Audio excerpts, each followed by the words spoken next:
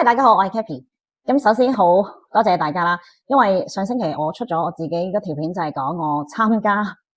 原戰嘅時候咧，睇到自己嘅課題啦。之後有好多人留言俾我啦，亦都有人 WhatsApp 我啦，就支持我。咁所以我真係好想喺呢度感謝大家，即係我而家會學識點樣接受大家對我嘅支持同埋鼓勵，多謝晒，多謝晒。另外咧，我想通知支持我嘅朋友，我係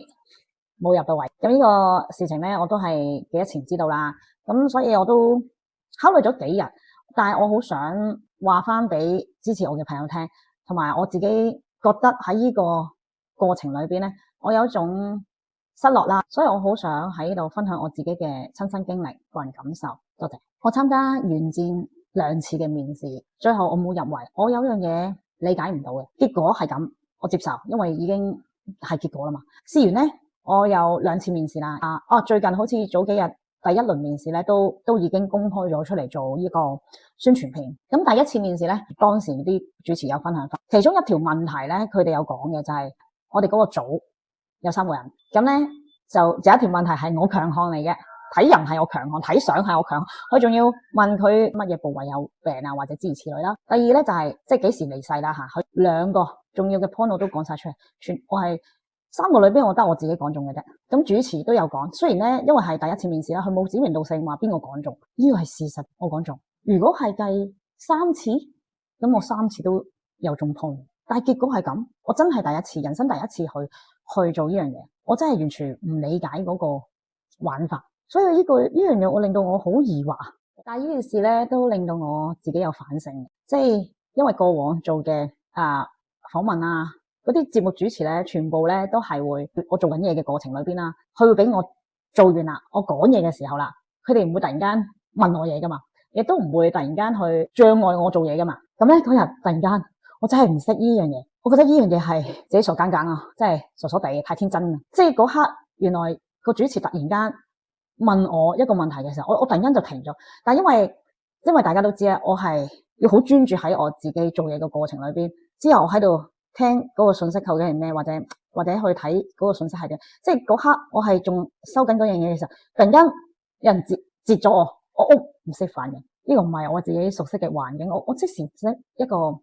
反應。如果大家嚟揾過我啊，我嘅客戶啊，或者學員啊，都好清楚呢啲情況咧。我通常我會等等先，等我聽埋收埋嗰個信息先。當時嘅我咧，好似發呆咁樣停咗聽個問題之後咧，最終係咩咧？我本身有一橛信息咧係要講嘅，但係之後斷咗之後，我完全唔記得咗。但係過咗一段時間之後，我先發現自己係冇講呢段嘢，我都覺得自己呢個經驗真係唔足噶。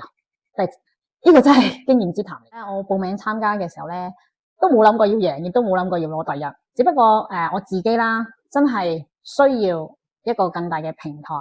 去俾人認識我，或者知道我係做啲乜嘢。其實我有時好難用言辭去解釋我做嘅嘢，即係如果嚟個搵我嘅人就知道啦，因為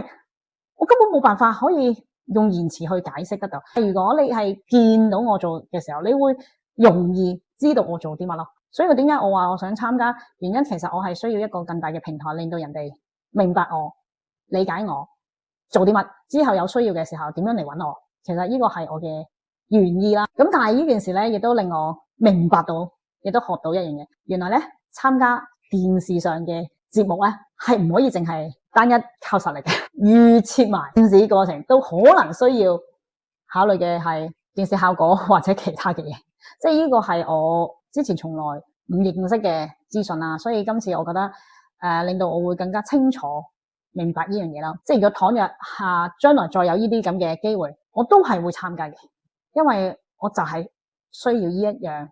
更大嘅平台啫。再有機會嘅時候咧，我就會可能準備得好啲咯，要預計埋某一啲方便嘅嘢咯。今日好多謝大家聽我分享或者聽我發牢騷，希望大家繼續支持我，like share 訂閱或者俾 comment 我啦，多謝晒，拜拜。